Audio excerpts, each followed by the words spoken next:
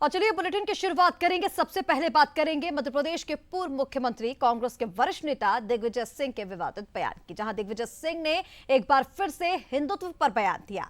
हिंदुत्व कोई धर्म नहीं, यह पहचान है, यह कहना है दिग्विजय सिंह का। बीजेपी हिंदुत्व के नाम पर राजनीति करती है। हिंदू मुसलमान डराकर वोट साधने का आरोप दिग्विजय सिंह ने लगाया। आरएसएस बीजेपी का धर्म से संबंध कोई नहीं। सावरकर जिन्ना के देश के बंटवारे पर की टिप्पणी, मंत्री विश्वास सारंग का पलटवार, दिग्विजय के बयान को बताया शर्मनाक। हिंदू धर्म और सनातन पर टिप्पणी का आरोप, तो वहीं हिंदू विरोधी बातें करना दिग्विजय सिंह की आदत, बीजेपी का यह कहना है। भाजपा हिंदू धर्म के साथ नहीं है, हिंदुत्व के साथ है।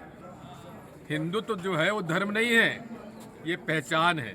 भाजपा और राष्ट्रीय स्वयंसेवक संघ, इनका कोई लेना देना नहीं है धर्म से। ये केवल लोगों को डराते हैं, हिंदुओं एक हो जाओ, हिंदू धर्म खतरे में है, कहते ही नहीं कहते हैं।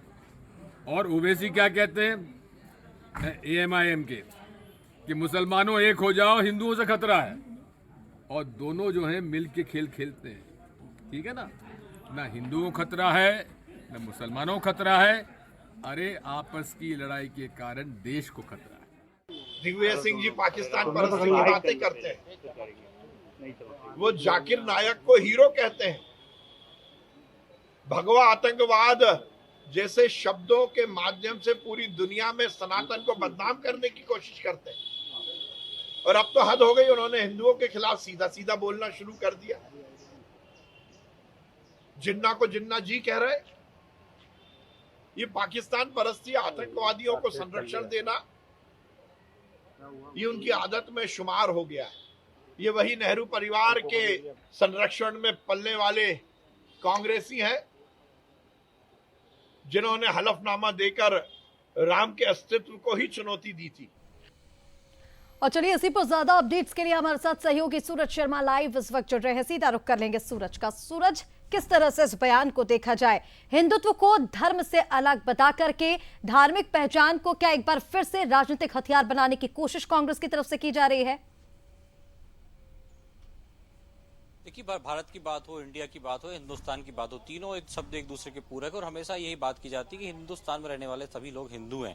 लेकिन हिंदू नाम की व्याख्या दिग्विजय सिंह अलग ही तरीके से कर रहे हैं। वो कह रहे हैं कि ये सनातन या वैदिक शब्द नहीं है, बल्कि फारसी शब्द है। फारसी शब्द में सिंध और सिंधु को कहा जाता था, लेकिन सा का उच्चारण हा के तौर पर किया जाता है। शायद यही कारण है कि हिंदुस्तान हो गया है।